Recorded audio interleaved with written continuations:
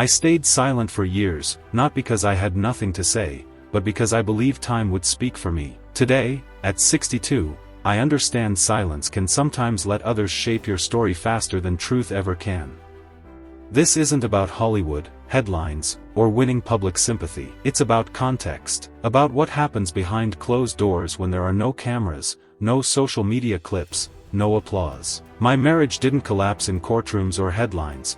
It unraveled quietly, long before the world started watching. What followed wasn't just a divorce, but years of litigation, judgment, and public interpretation. My life, my reputation, and my voice were suddenly filtered through fragments and viral moments. One day, your child may ask you what really happened. When that day comes, you realize this isn't about sides. It's about being able to answer with honesty, depth, and dignity. I first met Amber in 2009 on the set of The Rum Diary. I was tired then, not just of work, but of myself. I wasn't chasing fame anymore.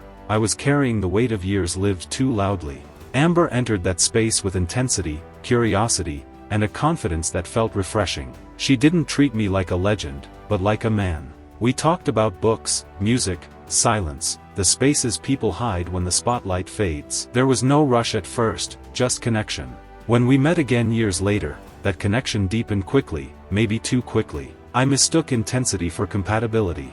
I believed I could begin again, that love could reset what time had worn down. That belief can be dangerous when you're older and longing for peace. Sometimes what feels like renewal is actually acceleration towards something unresolved.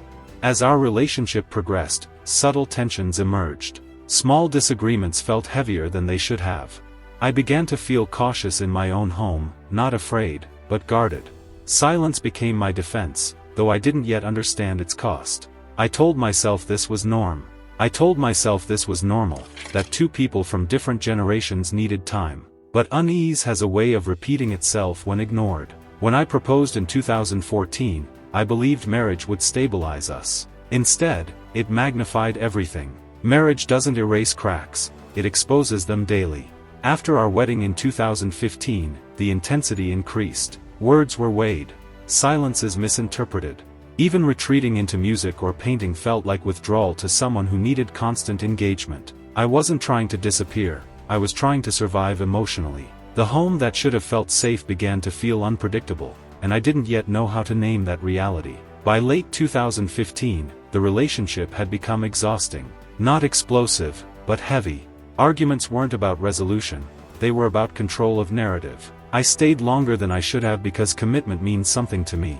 You don't leave at the first sign of discomfort when you've invested your heart. But by early 2016, our marriage had been pulled into something larger than us. Media attention grew. Rumors moved faster than understanding. When divorce papers were filed, our private pain instantly became public spectacle. Before evidence, before hearings, judgments were made. My life was no longer being lived, it was being interpreted. Social media accelerated everything. Clips replaced context. Memes replaced nuance. The story wasn't about what happened anymore, but how quickly it could be consumed. And in that speed, truth struggled to breathe. The legal battles that followed weren't just trials, they were cultural events. In London, then later in Virginia, my private life was dissected minute by minute. Courtrooms moved slowly, but the internet moved instantly. A sentence spoken in the morning became a verdict online by night. Millions weighed in without seeing the whole picture. I wasn't fighting for applause, I was fighting to reclaim authorship of my own life. The verdicts didn't feel like victory or defeat. They felt like exhaustion. Projects disappeared quietly. Doors closed without explanation. Professional loss doesn't arrive dramatically, it arrives through silence. People ask about comebacks, but recovery isn't about roles. It's about learning to live with a public memory that may never fully change. You move forward quietly, not to erase the past, but to place it in proper proportion. The public often asks who lost more. I don't believe that's the right question. The real issue is what we've learned about speed, judgment, and reputation. Social media doesn't reward complexity, it rewards clarity, emotion, and immediacy. But human relationships are rarely clear or immediate. They are layered, contradictory, and slow to understand. Gender, power, and belief became central themes, often flattened into extremes. Protecting victims and protecting due process are not opposing values, but they require patience. When society rushes to judgment, nuance collapses. This case revealed how easily narratives are shaped when attention outpaces evidence. The danger isn't disagreement, it's compression. When lives are reduced to moments, we lose the ability to understand one another fully. What mattered most to me through all of this was family. Reputation damage doesn't stop with the accused, it seeps into children's lives, into quiet questions they don't know how to ask. As a father, my greatest fear wasn't losing roles, it was being misunderstood by my children. That's why I chose to speak, even knowing the cost. Silence can feel noble, but it allows others to finish your sentences for you. Speaking means being clipped, judged, misunderstood again. Still, I chose speech because my children deserve context, not fragments. Legacy isn't a list of films or public opinions. It's how you stand when misunderstood and how consistently you live afterward. Those who stay when the noise fades become your real measure of success. If I've learned anything, it's this: don't confuse attention with truth. Attention is fast and fleeting. Truth is slow and demanding. In the space between them, character is formed. I don't expect agreement, applause, or revision of memory. I only hope for fuller listening. Life isn't a series of isolated clips, it's a long, continuous story. Teach children to ask what came before and after, not just who's right. Sides change, values endure. Protecting justice means holding space for complexity, even when it's uncomfortable. When the headlines fade and the courtrooms close, what remains isn't victory or defeat. It's family, integrity, and the quiet knowledge that you tried to speak honestly in a world that prefers speed over understanding. That, to me, is the only legacy worth leaving. There's something else people rarely talk about when stories turn public: isolation.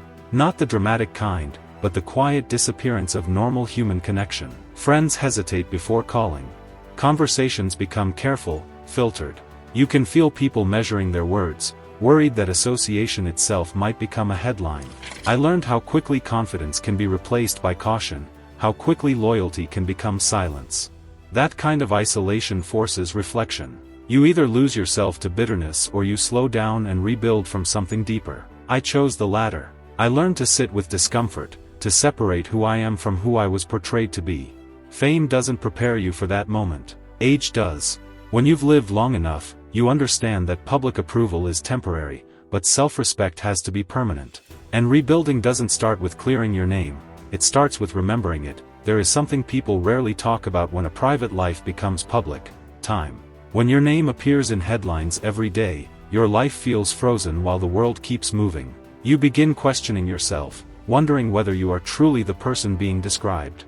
In moments like that, protecting your sense of identity becomes the hardest task. You learn the difference between noise and truth. Fame moves fast, but understanding moves slowly. This experience taught me that not every accusation needs an immediate response. Sometimes silence is patience, not weakness. And when the moment to speak finally arrives, it isn't about defending yourself to strangers. It's about giving your children a complete story, one built on context rather than fragments, so they can grow up knowing who you really were, not just who the world decided you were for a moment.